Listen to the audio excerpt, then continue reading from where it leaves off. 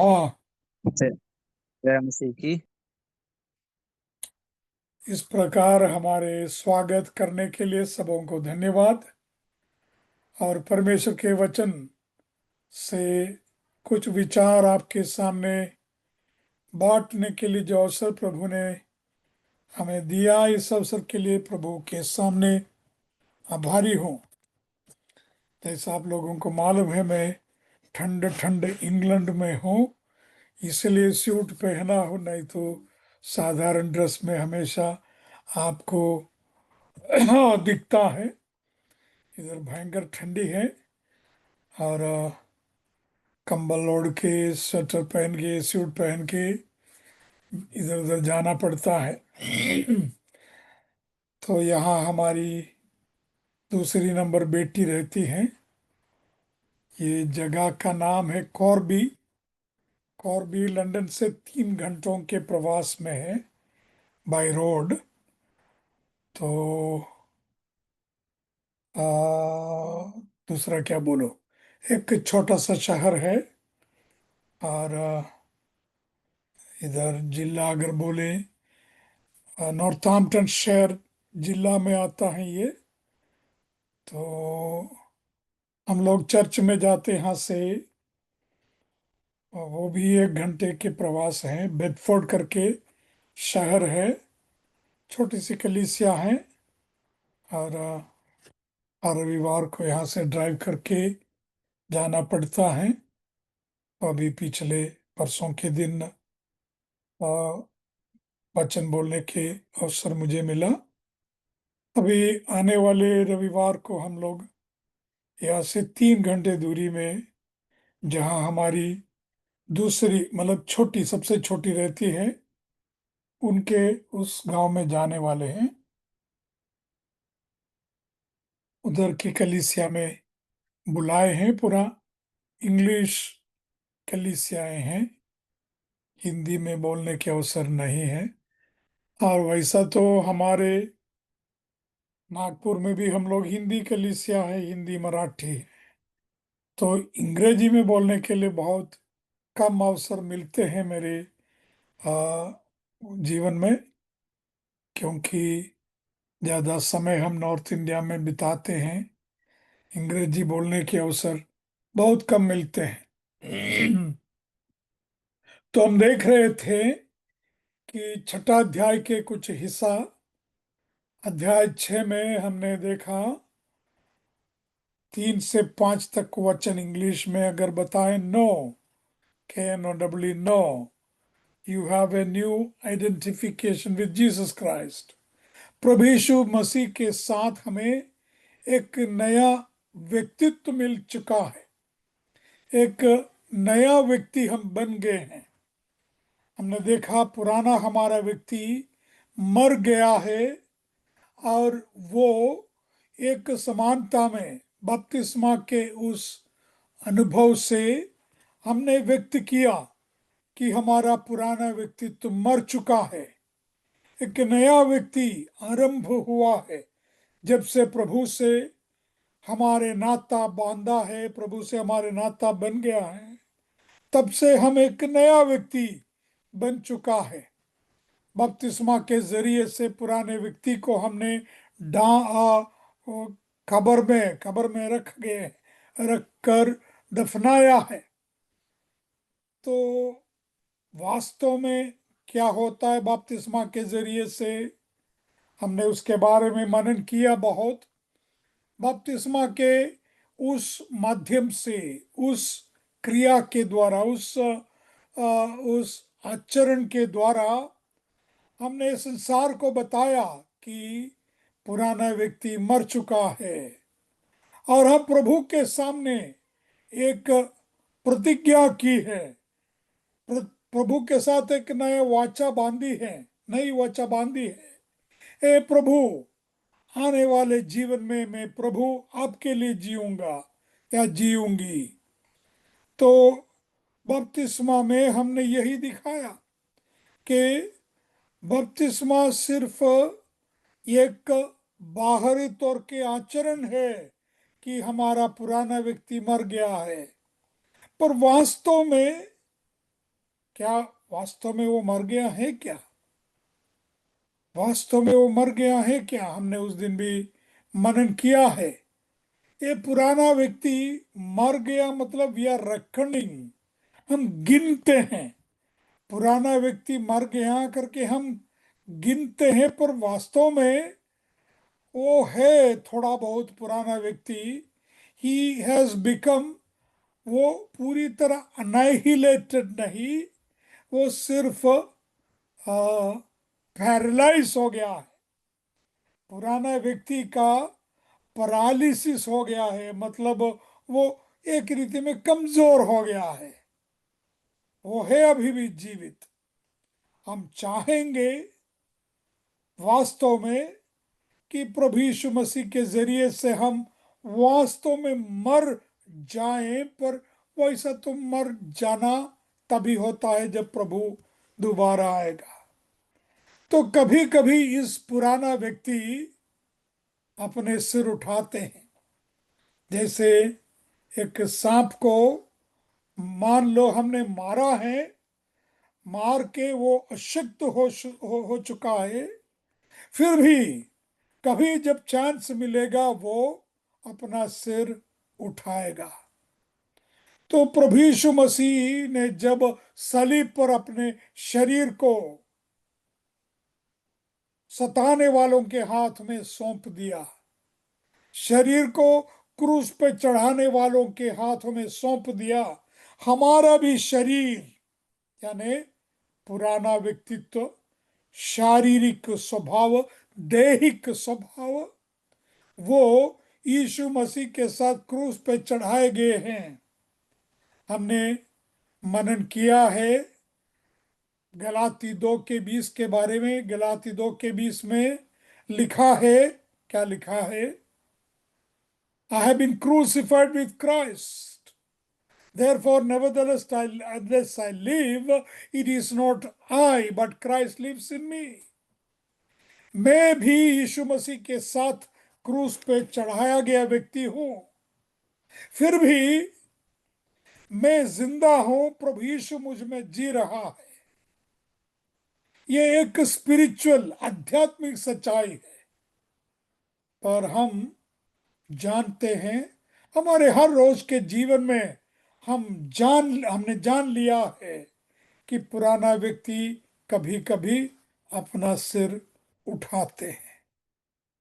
तो यीशु मसीह ने जब सलीब पर जान दे दी, और हम मानते हैं कि हमने यीशु मसीह के हमारे शरीरों को, हमारे दैहिक स्वभाव को यीशु मसीह के साथ चढ़ाए गए हैं, तो अभी प्रायोगिक हमारे जीवन में, जैसा भाई ने इंट्रोडक्शन में बोला है कि हमारे पोजिशनल स्टेट, हमारे पोजिशनल उद्धार, हमारे आध्यात्मिक हमारे पोजीशन, हमारे स्थान है, स्वर्ग में बिठाए गए लोग हैं हम।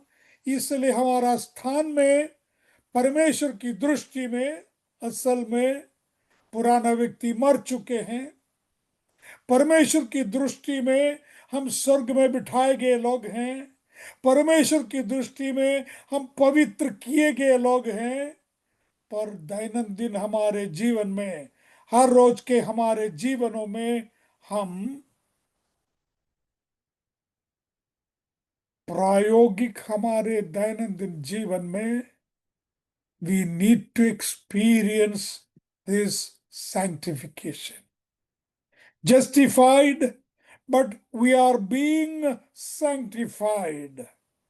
उद्धार पाए हुए लोग हैं, मतलब है हमारा हमारा धार्मिकता, we are justified by faith in Jesus. प्रभु यीशु मसीह में विश्वास करने से परमेश्वर हमें धर्मी ठहराए हैं, और धार्मिकता हमारे होते रहते हैं, जिसको पवित्रीकरण बोलते हैं। रोमियों के पत्र के विषय वो ही है, जैसा भाई ने याद किया। 1 से 5 तक अध्यायों में हमारे धार्मिकता जस्टिफिकेशन के बारे में, और 6 से लेकर 8 तक अध्याय हमारे प्रायोगिक जीवन में किस प्रकार इस धार्मिकता को लाते हैं, जिसका दूसरा शब्द है सैंक्टिफिकेशन, पवित्रीकरण। तो 6 अध्याय के 12 से कुछ वचन हम पढ़ेंगे, पढ़ चुके हैं कई बार, क्योंकि बीच में गैप आए हैं, इसलिए 12 से 14 तक यहां भी पढ़ेंगे। 12 के 14 से मेरे बाइबल से मैं पढ़ूंगा, जो मेरे कंप्यूटर में है, वो नया अनुवाद है जो हमारे टीम ने बनाए हैं। उसका आखिरी अंतिम काम क्लीनिंग अप चल रहे हैं, तो मैं पढ़ रहा हूं यहां से। इसलिए आप लोग अपने मरणशील शरीर में पाप का शासन न रहने दे, कि उसकी लालसाओं के प्रति समर्पण करें। अपने शरीर के अंगों को अपने शरीर के अंगों को पाप के लिए अधर्म के साधन के रूप में प्रस्तुत न करते जाएं, परंतु स्वयं को मरे हुओं में से जीवितों के समान परमेश्वर के सामने प्रस्तुत करिए, तथा अपने शरीर के अंगों को परमेश्वर के लिए धार्मिकता के साधन के रूप में प्रस्तुत करिए।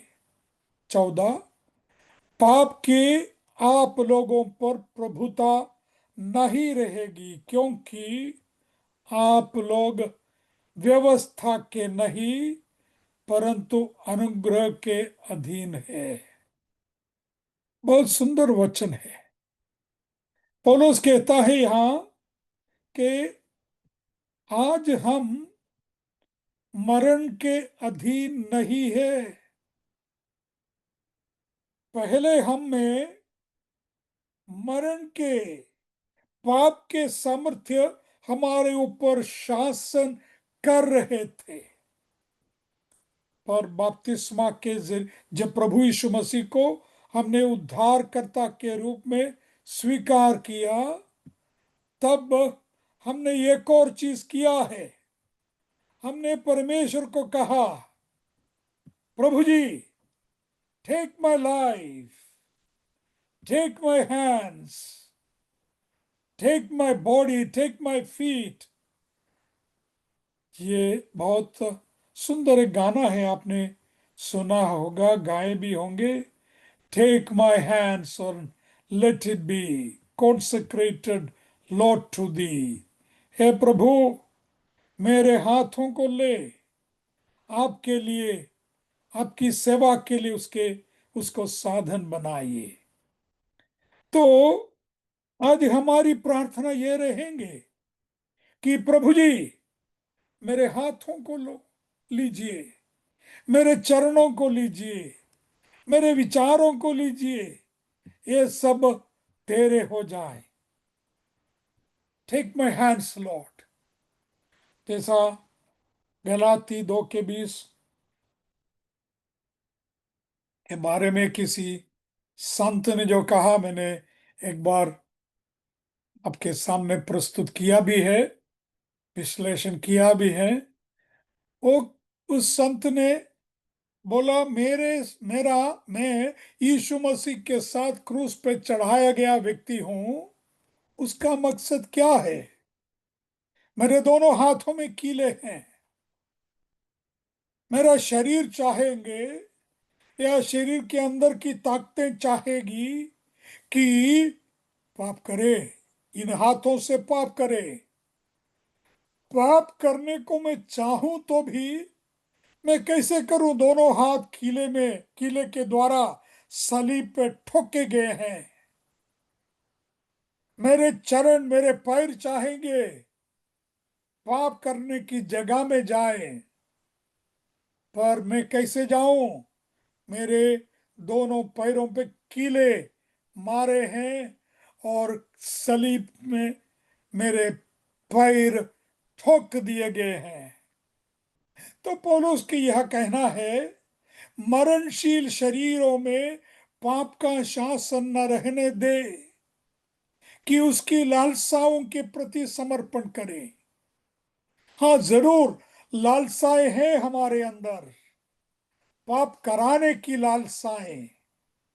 हमारे पुराने व्यक्तित्व हमारे अंदर जिंदा है। हाँ, हालांकि यीशु मसीह के साथ मर चुका है, हम बताते हैं, पूरी तरह तो वो मरा नहीं, उसके लिए हमको इस संसार छोड़ के जाना हो। पर जब तक हम संसार में हैं, मरणहार शरीर, हम मरणहार आत्मा, मरणहार स्वभाव हमारे अंदर है। इसका मतलब है पाप के प्रलोभन, पाप की लालसाएं हमारे अंदर है। जवानों में, मध्य वय के और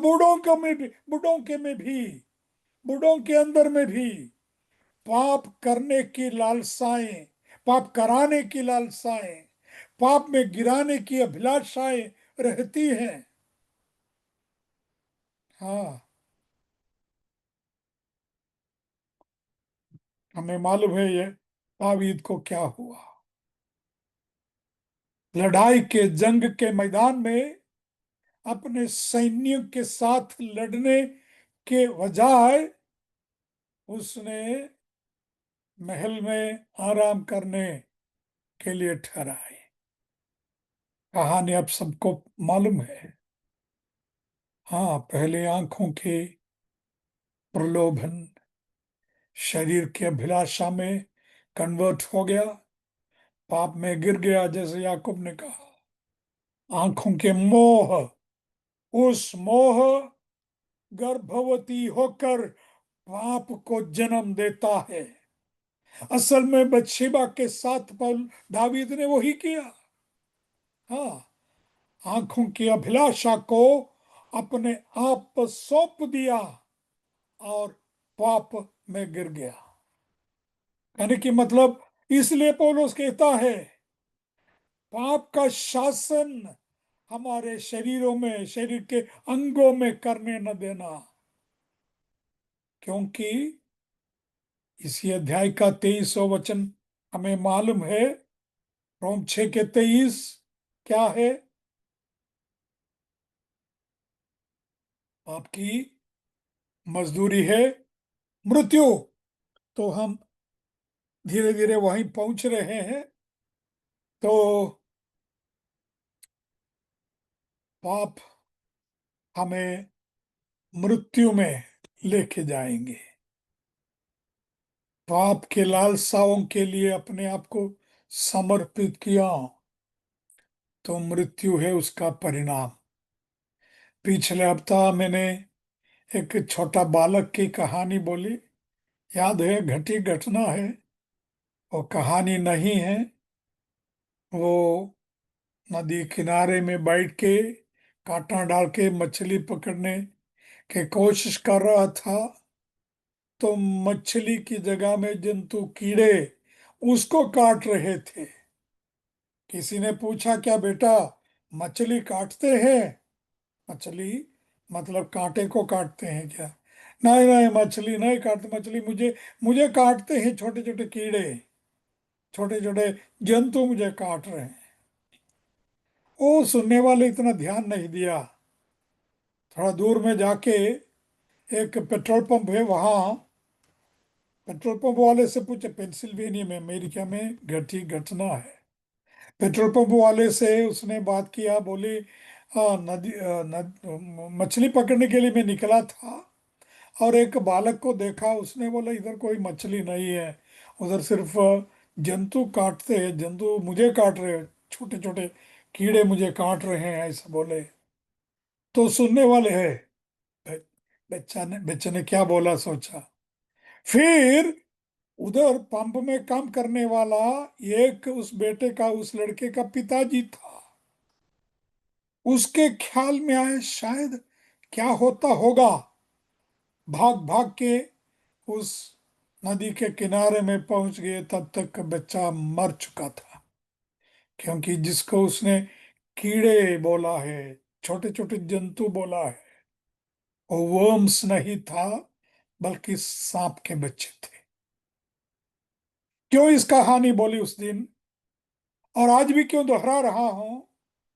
इसलिए दोहरा रहा हूं, कुछ पाप हमको लगता है छोटे पाप हैं, कुछ नहीं होता, कुछ नहीं होता।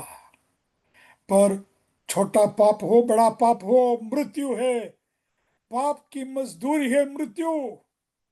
इसलिए पाप को छोटा मत समझो, पाप को हल्का मत समझो। शैतान हमें काट डालने के, हमें निगलने के सिंह के जैसा, वो Satan is roaring, roaring, और हमें निगलने के प्रयास में है, कैसे तो भी। हाँ, पापी लोग मतलब जिनका उद्धार नहीं हुआ, उनके पास शैतान इतना नहीं जाता, क्योंकि वे उन्हीं के लोग हैं। पर शैतान ज्यादा विश्वासियों को पकड़ने के प्रयास में है, कैसे तो भी फंसाने के प्रयास में है। क्योंकि हम ऐसे लोग हैं, शैतान के संकेत से निकल के बाहर आए हैं, शैतान के छावनी छोड़कर यीशु के छावनी में आप पहुंचे हैं। एक कहानी बाइबल में, सुंदर एक कहानी है, न्यायाधीश, जजेस के अध्याय 4 में है। अध्याय 4 पुरानी कहानी है, वो वास्तव में घटी घटना है, पर वो कहानी हमारे जीवन में लागू कर सकते हैं। तो हमारे जीवन में लागू करने लायक इस कहानी में क्या है? जजेस 4 में है सीसेरा की कहानी, सीसेरा, देबोरा, याएल। तो कहानी हम, मेरे ख्याल से सबको मालूम होगा ना, इस्राएली लोग कनानी लोगों के गुलामी में थे 30 साल। कहानी पूरा मालूम है आपको, समझते हुए मैं बोल रहा हूं। अगर मालूम नहीं है, न्यायाधीश 4 अध्याय 4 बाद में पढ़ना है, क्योंकि पूरा पढ़ने के लिए हमारे सामने वक्त नहीं है। तो करीब 30 साल इस्राएली लोग कनानी लोगों की गुलामी में थे, बहुत सताते थे। तो उसी समय, गिदियोन के समय है, पर गिदियोन के बाद में देबोरा की एक स्त्री है। इसराइल के न्यायाधीशों के बीच में एक स्त्री का नाम हमको देखने को मिलते, देबोरा। तो देबोरा उस समय में बाराक था, इसराइल के सेनाधीश। तो बाराक के सामने देबोरा बोला कि अभी लड़ाई के लिए जाना है, अभी कनानियों के साथ लड़ने के लिए हमें जाना है। और वहां याबिन है राजा, याबीन, और सीसेरा है कनानियों का सेनाधीश। यहूदियों की, इसराइलियों के सेनाधीश का नाम है बाराक। और बाराक ने देबोरा, भविष्यवक्तिन थी, उनसे कहा, मैं जाने को तैयार हूं, लड़ने को तैयार हूं, एक शर्त में, आप भी अगर हमारे संग चले तो। देबोरा ने, भविष्यवक्तिन है, स्त्री है, उसने कहा चलो मैं भी आऊंगा, आऊंगी। पर याद रखना, अगर मैं भी तुम्हारे साथ आऊंगी, तो आखिरी में जय जब मिलेगी तो मेरा नाम आएगा। लोग बोलेंगे देखो, एक स्त्री ने इसराइल के लिए जय मिलाई, एक स्त्री के द्वारा इसराइल को जय मिली है। ठीक है, कोई बात नहीं। लड़ाई के लिए आगे गए। 900 रथ थे सीसरा के।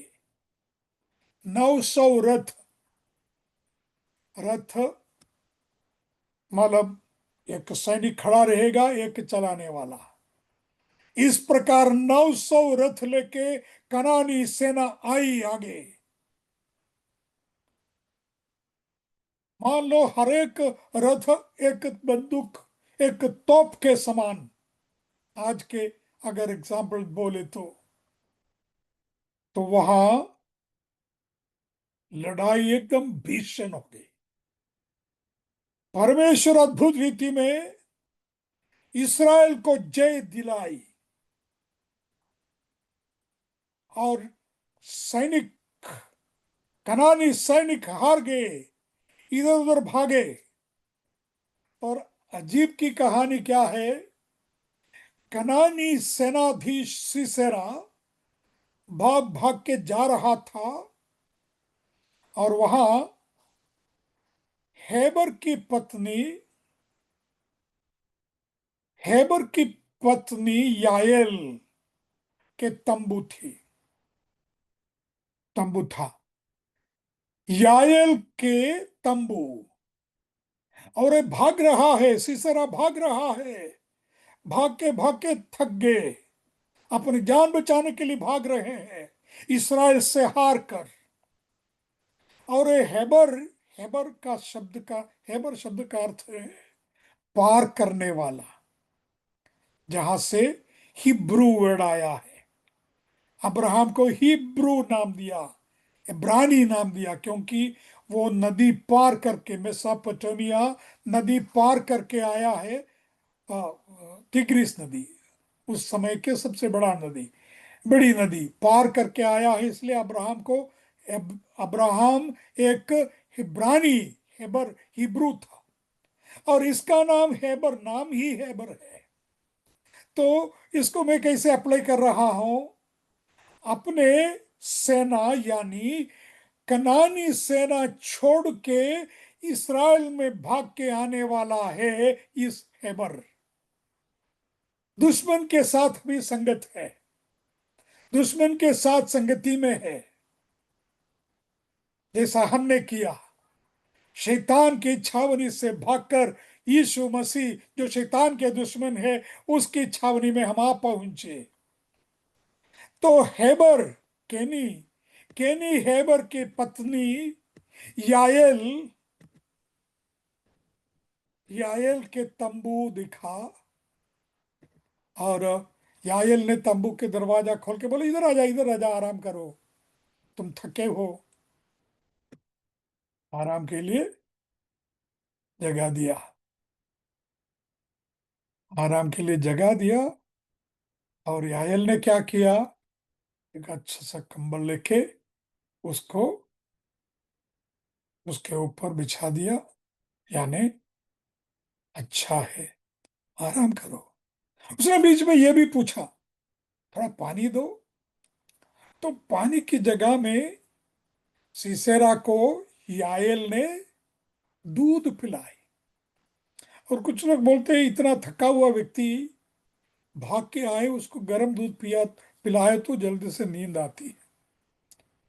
तो सीसेरा आराम से सो गए, कोई तरह डिस्टर्ब नहीं करेंगे, सो गए। पर याएल ने क्या किया,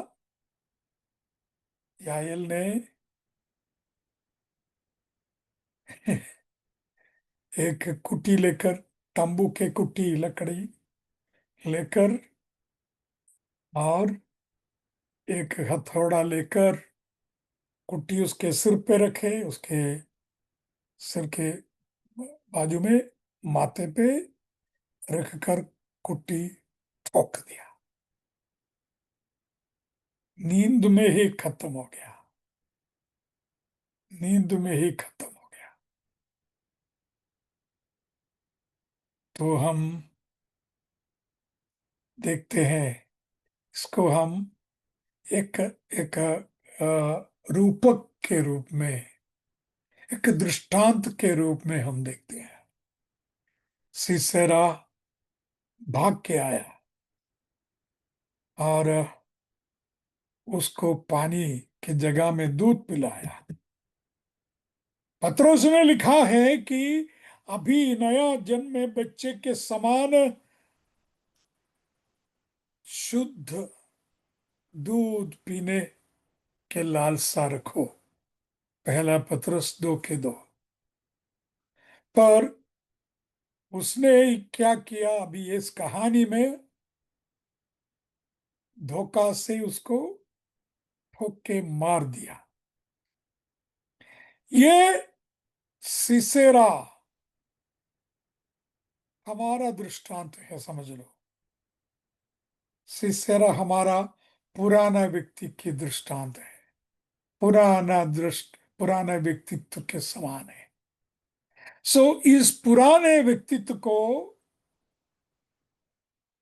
परमेश्वर के वचन के हथौड़े से ठोक के मारना चाहिए। शैतान के कैंप से, शैतान के छावनी से भाग के आए हुए हम हमारे पुराना व्यक्तित्व को परमेश्वर के वचन से जो हथौड़ा है ठोक के मारना चाहिए, मार डालना चाहिए। मालूम नहीं कितना ये कहानी इसके साथ लागू है, फिर भी थोड़ा सा मन में वो तस्वीर रखने के लिए ये शायद अच्छा होगा। सिसेरे को, पुराने व्यक्तित्व को, जो हमें पाप में गिराने वाले, पाप में लेके जाने के प्रयास करता है, प्रलोभन करता है, उसको मार के खत्म करना चाहिए। हम सबसे पहले इस सलीब, प्रभु यीशु मसीह ने जो किया है, सलीब का अर्थ को पूरी तरह समझना चाहिए। प्रभु यीशु मसीह ने क्या किया है हमारे लिए, उसका अर्थ को समझना चाहिए। छठा पद में हमने देखा था, our old man, the old man has been crucified with Christ, that our body of sin may be destroyed. पाप हमारे ऊपर शासन न करे, पाप का तत्व हम पर शासन न करे, पुराना व्यक्तित्व हम पर शासन न करे। इसके लिए प्रभु यीशु मसीह ने जैसा सलीब पर अपनी जान दे दी, यीशु मसीह को किस प्रकार सलीब पर चढ़ाया गया, 2000 साल पहले हम भी यीशु मसीह के साथ सलीब पर चढ़ाया गया है। जब यीशु मसीह सलीब पर चढ़ाया गया करीब 2000 साल पहले, मेरे पुराना व्यक्तित्व, पुराना स्वभाव, पापमय स्वभाव, मरणहार स्वभाव सलीब पर उसके संग चढ़ाया गया है। परमेश्वर कहता है तू सलीब पर मारा गया है, तो तेरा पुराना व्यक्तित्व मर चुका है। विश्वास के जरिए से, विश्वास के माध्यम से हम इस सच्चाई को अपना लें। हाँ, वास्तव में मेरा पुराना व्यक्तित्व मर चुका है, अभी मैं नहीं हूं। I been crucified with Christ. यीशु मसीह के साथ में सलीब पर चढ़ाया गया व्यक्ति हूं। अगर मेरे हाथ यीशु मसीह के साथ चढ़ाया गया है, मेरे पैर यीशु मसीह के साथ चढ़ाया गया है, इस सच्चाई को सबसे पहले समझ ले। सेकेंडली, 11वां पद में, छठा पद हमने देखा, 11वां पद में पौलुस ने लिखा है, reckon ye also yourselves to be dead indeed unto sin, but alive unto God through Jesus Christ. वहां रेखन शब्द है। अपनी हिंदी में कैसे हैं 11वां पद? 11वां पद हिंदी में है, इसलिए आप लोग भी स्वयं को पाप के प्रति मरा हुआ परंतु मसीह यीशु में परमेश्वर के प्रति जीवित समझिए। पुराना बाइबल में भी वैसे ही समझे, पर एक्चुअली वो शब्द का अर्थ है गिनो। गिनो यानी वो मत व्यापार व्यवसाय क्या बोलते हैं, बिजनेस से लिया हुआ एक शब्द है। It is an accounting term. Account करो, गिन लो, पूरा टोटल कर लो, तुम कितना कितना लेन है, कितना देन है, कितना कितना खर्च है, कितना फायदा है, सब जोड़ के आखिरी में गिनना चाहिए कि तुम मर चुके हो, मर चुके हो। यीशु मसीह मरा, तब तुम्हारा मरणहार शरीर सलीब पर चढ़ाया गया, यह सच्चाई है। तो इस सच्चाई को जानकर समझे। मैं कैसे बोलूं, 1947 अगस्त 15 को हमें आजादी मिली, पर कुछ लोगों को अभी तक मालूम नहीं है। इंडिया के कुछ विलेजेस में जाइए कि अभी भी ब्रिटिश, पुराने लोग बोलेंगे अभी भी ब्रिटिश शासन में है, ब्रिटेन के रानी या राजा हमारा शासन कर रहे हैं, क्योंकि उन्हें मालूम नहीं, उन्हें मालूम नहीं। हाँ, रेडियो वगैरह सुनते हैं, थोड़ा बहुत यहाँ ज्ञान है, पर जीवन में प्रयोग में नहीं लाया है। सबसे पहले जान लेना, नंबर 2 गिन लेना।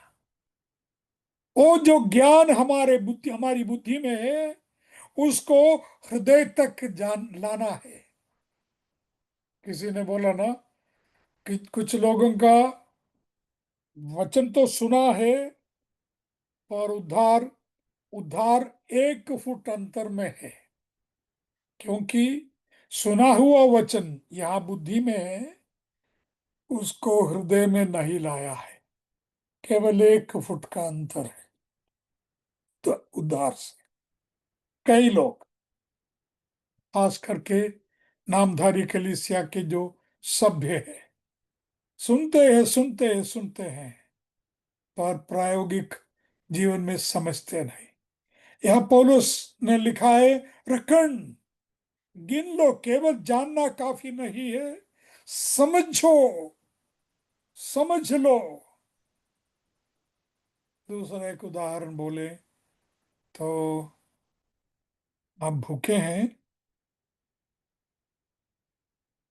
इफिसियों के पत्र के समय में मैंने कहानी बोली थी, वो कहानी जाने दो, अभी एक नई कहानी बोल। आप भूखे हैं और आप आपके फ्रेंड के पास गए, मुझे भूख लग रही है, बाजू में होटल है, और होटल में जाने के लिए मेरे पास पैसा नहीं है।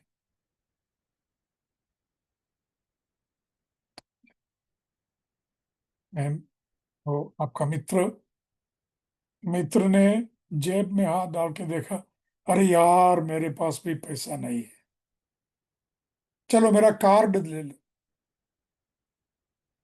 कार्ड से मैं क्या करूं? ऐसा अनजाना व्यक्ति है, कार्ड से मैं क्या करूं? अरे यार, पैसा नहीं तो भी क्या है, तुम्हारे पास कार्ड है ना, एक कार्ड वहां उनके मशीन में डालो। उनके भी पास मशीन है, होटल में मशीन रहते हैं। आपको मालूम है ना, कुछ मशीन के कार्ड अंदर डालने की भी जरूरत नहीं, सिर्फ टच करना है। इधर मैंने 2-3 जगह में शॉपिंग किया इंग्लैंड में, कार्ड सिर्फ टच किया है, अंदर डालने की भी जरूरत नहीं है। तो मित्र ने अपना मित्र से बोला, तू भूखे क्यों, कार्ड लेके जा। पैसा नहीं है, पैसा नहीं है, पैसा नहीं क्यों बोलते हो, कार्ड को वहां सिर्फ उनके पास मशीन है, वहां टच करो। कई लोग ऐसे हैं। उद्धार तो पाए हैं, यीशु ने उद्धार दिया है, पुराने मनुष्यत्व को सलीब पर चढ़ाया है, पर प्रायोगिक जीवन में इस उद्धार को लाते नहीं। 13वां पद, 13वां पद प्रायोगिक जीवन में कैसे लाना है उसके बारे में पौलुस ने बताया है, बहुत सुंदर रीति में बताया है। 13वां पद, 13वां पद में अपने शरीर के अंगों को पाप के लिए अधर्म के साधन के रूप में प्रस्तुत न करते जाएं, परंतु स्वयं को मरे हुओं में से जीवितों के समान परमेश्वर के सामने प्रस्तुत करिए, तथा अपने शरीर के अंगों को परमेश्वर के लिए धार्मिकता के साधन के रूप में प्रस्तुत करिए। पुराने बाइबल से मैं पढ़ के सुनाऊंगा, पुरानी हिंदी बाइबल, उसमें है बाइबल सोसाइटी। और न अपने अंगों को अधर्म के हथियार होने के लिए पाप को सौंपो, पर अपने आप को मरे हुओं में से जी उठा हुआ जानकर परमेश्वर को सौंपो, और अपने अंगों को धार्मिकता के हथियार होने के लिए परमेश्वर को सौंपो। सुंदर है। प्रायोगिक जीवन में, कि मैं पोस्ट क्यों कर रहा, थियोरिटिकली, स्पिरिचुअली, आध्यात्मिक दृष्टि में हम सब उद्धार पाए हुए लोग हैं। आध्यात्मिक दृष्टि में, परमेश्वर की दृष्टि में हम सब धार्मिक हैं। स्वयं में धार्मिक तो नहीं है, परमेश्वर ने अपनी धार्मिकता हम में डाल दिया है, मुफ्त में दिया है। ठीक है, तो हम धार्मिक बन चुके हैं, पर प्रायोगिक जीवन में वो लड़ाई चालू है। प्रलोभन, पुराना व्यक्तित्व, पुराना जो जो पर्सनालिटी है, पापमय स्वभाव है, लालसा लेके आते हैं, प्रलोभन लेके आते हैं पाप में गिराने के लिए। पाप में गिराने के लिए जब प्रलोभन लेके आते हैं पुराना व्यक्ति, तो हम क्या करें? 13वां वचन स्पष्ट हमें बता रहे हैं, अपने शरीर के अंगों को पाप के लिए अधर्म के साधन के रूप में प्रस्तुत न करते जाएं। हम 12वां अध्याय में आएंगे जल्दी, अभी 6ठा अध्याय में है। फिर भी 12वां अध्याय इसका संक्षेप के रूप में पौलुस ने बताया है। 12 के पहला वचन, 12 वचन नहीं, रोम अध्याय 12, रोम अध्याय 12 के पहला वचन कैसे हैं? सबको पाठ रहने लायक ऐसे कुछ वचन है, फिर भी मैं पढ़ रहा हूं।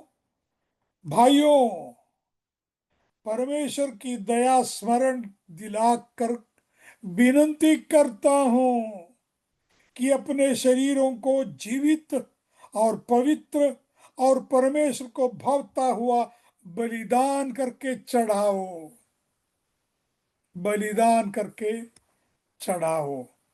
हमारे अनुवाद में प्रिय भाई और बहनों, क्योंकि केवल भाइयों के लिए नहीं, ये आदेश बहनों के लिए भी है।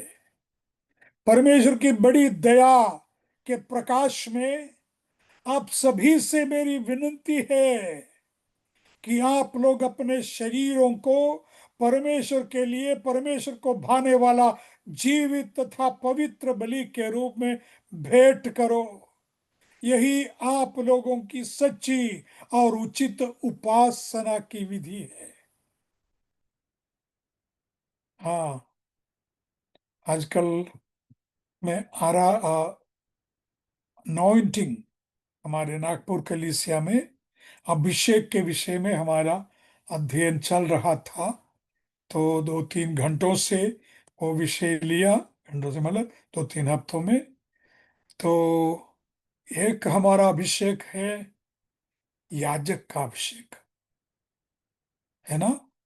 पहला पत्रस 2:9, हम चुने हुए वंश, पवित्र राष्ट्र और राजकीय पदधारी याजकगण, राज पदधारी याजकगण। हम याजक हैं, हम सब। यीशु मसीह याजक है, महायाजक है, और हम सब याजक हैं। हमें याजक होने के नाते बलिदान चढ़ाना है। किस प्रकार की बलिदान? नया करार में कौन से जानवर को हम बलि के रूप में वध करें? कई बलिदान है नया करार के। आज का विषय वो नहीं, इसलिए वहां नहीं जाएंगे। पर रोम 12 अध्याय के पहला वचन में दिया है हमारे शरीरों को, हमारे शरीरों को परमेश्वर को भावता हुआ जीवित पवित्र बलिदान के रूप में चढ़ाना है। वापस अध्याय 6 में आ जाएंगे। अध्याय 6 में क्या बताया है? 13 वचन। अध्याय 6 के 13 में हमने पढ़ा, हमारे शरीर के अंगों को, हमारे शरीर के अवयवों को पाप के साधन के रूप में नहीं, पाप के हथियार के रूप में नहीं, बल्कि पाप करने के हथियार के रूप में नहीं, बल्कि परमेश्वर की महिमा करने के धार्मिकता के साधन के रूप में।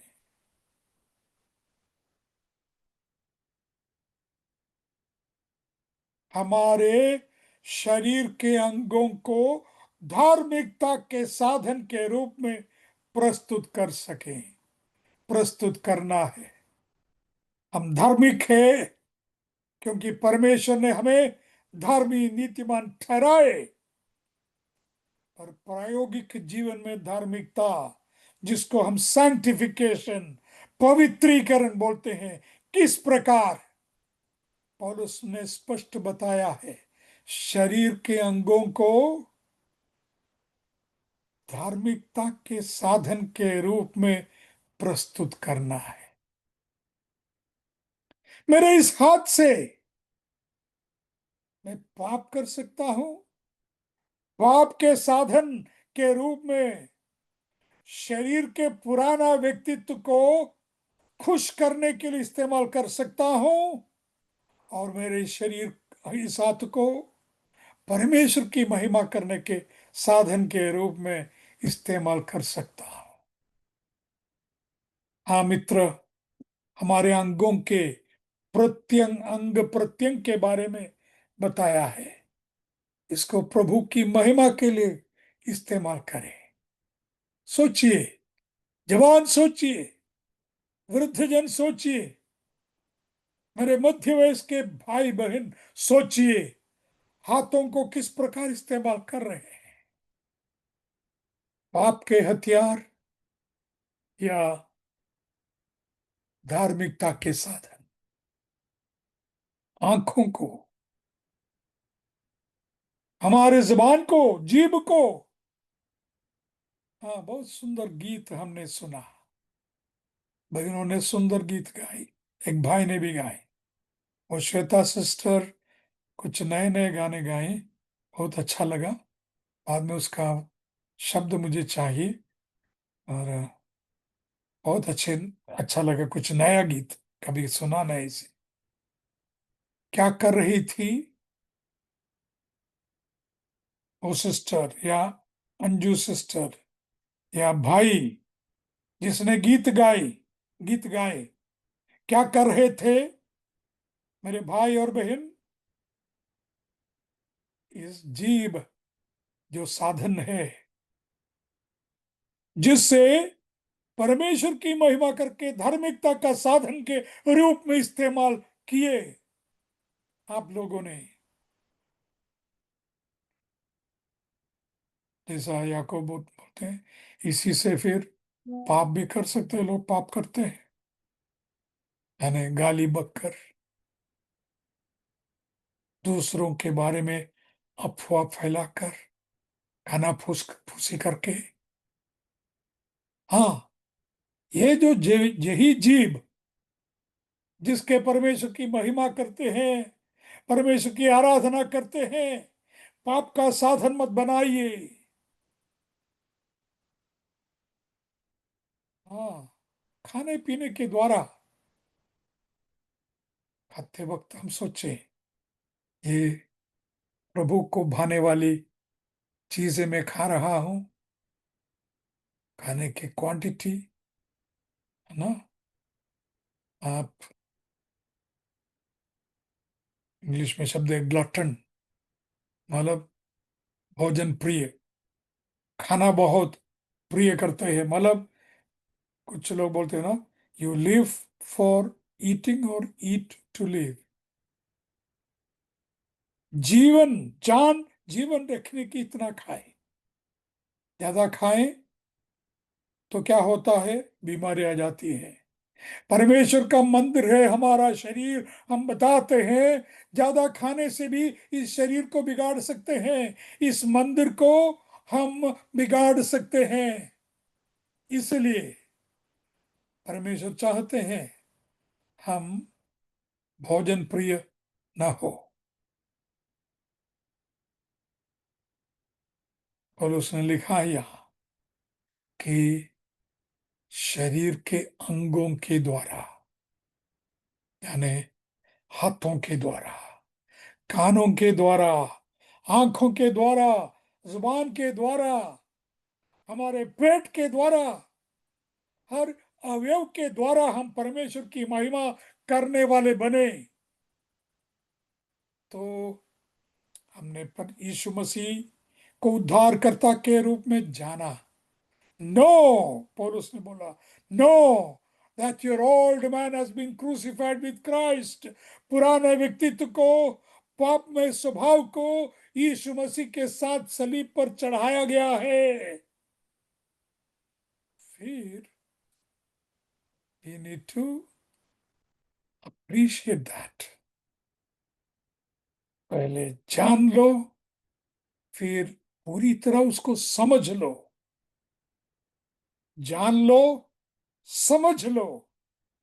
फिर पौलुस ने एक और शब्द इस्तेमाल किया है, 13 पद हमने देखा,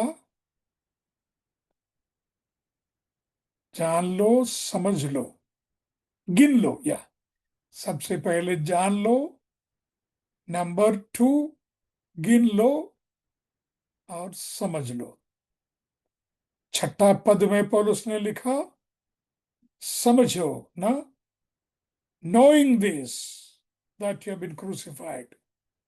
वचन 6 जान लो। मैं वो तीनों वचन एक बार और पढ़ के आपके ध्यान में लाके समाप्त करूंगा। 6 पद, 11वां पद और 13वां पद। वचन 6 में हम पढ़ते हैं, हमें ये मालूम है, इसलिए हमारी पुरानी बाइबल में कैसे लिखा, हम जानते हैं कि पुराना मनुष्य तो उसके साथ क्रूस पर चढ़ाया गया। नो, वी नो, हम जानते हैं, हमें ये मालूम है। क्या मालूम है, क्या क्या मालूम है? कि हमारा पहले का मनुष्यत्व मसीह के साथ क्रूस पर चढ़ाया गया। फिर 11वां पद में पौलुस ने क्या बोला, रखन गिन लो, पाप के लिए मरा हुआ, परमेश्वर के लिए मसीह यीशु में जीवित समझो। नंबर 1 जानो, जान लो कि वह जानते हैं। नंबर 2 समझो, जान ज्ञान इधर है और समझ इधर है, दिल में है। केवल बुद्धि में जानना काफी नहीं है, उसको अच्छी तरह समझ लो। इंग्लिश में इसलिए वो शब्द है रकन, गिन लो। ग्रीक में भी उसके मुताबिक एक शब्द है, गिनना चाहिए। मतलब यूं ही सुना, ठीक है, हाँ सुना, बस इतना नहीं, उसका अर्थ क्या है। मरा बोला तो मैं कब मरा, कब यीशु के साथ चढ़ाया गया, उसके गहराई समझ लो, उसका अर्थ के व्याप्ति समझ लो, अर्थ की विपुलता समझ लो। फिर 13वां पद में हमने क्या देखा, इसलिए हमको क्या करना है, अधर्म के साधन के रूप में अपने शरीरों को मत दो। 13वां पद में पौलुस ने लिखा कि अप्रिशिएट, अप्लाई, ये प्रायोगिक जीवन में लाओ।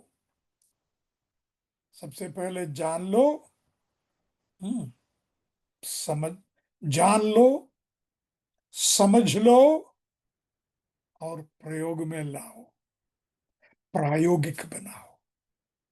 हमारी धार्मिकता, हाँ, हमारी धार्मिकता। एफिसियों में एफिसियों के पत्र पढ़ते हुए हमने देखा, grieve not the holy spirit, पवित्र आत्मा को दुखित न करना, पवित्र आत्मा को दुखित न करना। कहाँ पढ़ा था, एफिस, मेरे ख्याल से बाइबल खोलना पड़ेगा, समाप्त कर रहा हूं।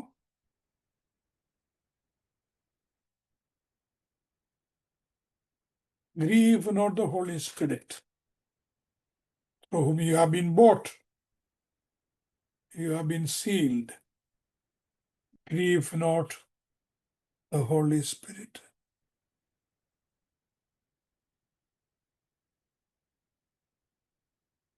एफिसियों के पत्र उसका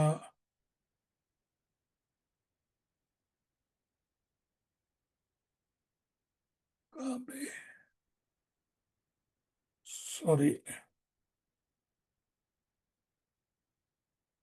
आंटी मेरे सामने नहीं बैठी, आंटी रहती तो तुरंत बताते देती है। पवित्र आत्मा को दुखित न करना, कहाँ पे,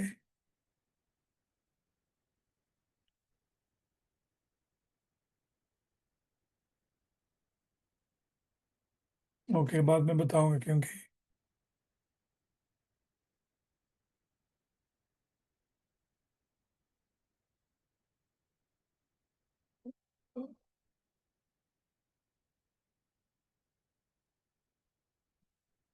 दीपू नहीं गया वहां।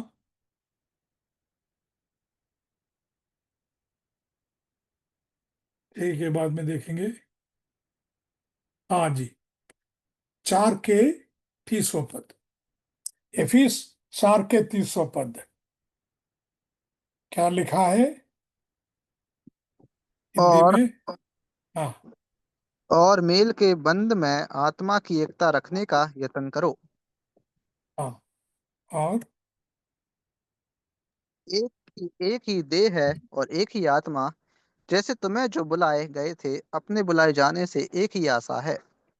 हाँ, 30, 4 के 30 में पढ़ूंगा। परमेश्वर के पवित्र आत्मा को शोकित मत कीजिए, जिनके द्वारा आप लोगों को छुटकारा के दिन के लिए छाप दी है। पुराने बाइबल में परमेश्वर के पवित्र आत्मा, परमेश्वर के पवित्र आत्मा को शोकित मत करो, जिससे तुम पर छुटकारे के दिन के लिए छाप दी गई है। वापस रोम 6 के 13वां पद में हमने पढ़ा, हमारे अंगों को, हमारे शरीर के अवयवों को पाप का साधन न बनाए। जब कभी मैं वैसा करता हूं, जब कभी आपके शरीर के अंगों को पाप का साधन आप बनाएंगे, पाप के लिए इस्तेमाल करेंगे, होता क्या, क्या होगा? हमारे भीतर जो पवित्र आत्मा रहता है वो रोता है, और रोएगा, बेटा इसके लिए मैंने तुझे बचाया, क्या इसके लिए मैंने तुझे छुड़ाया, क्या इसके लिए मैंने मेरे जान दे दी, क्या इसके लिए मैंने मेरा लहू बहाया?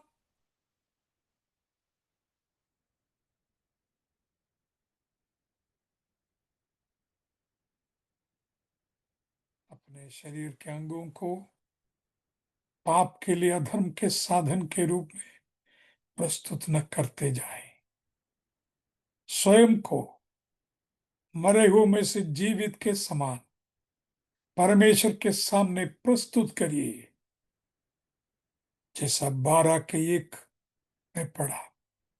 पवित्र, जीवित, परमेश्वर को भाने वाला बलिदान आज इस शाम के वक्त अपने जीवन को, शरीरों को परमेश्वर को भाने वाला एक बलि के रूप में उसके वेदी में रख दे। बलि के वेदी में, उसके पवित्र चरणों में रख दे।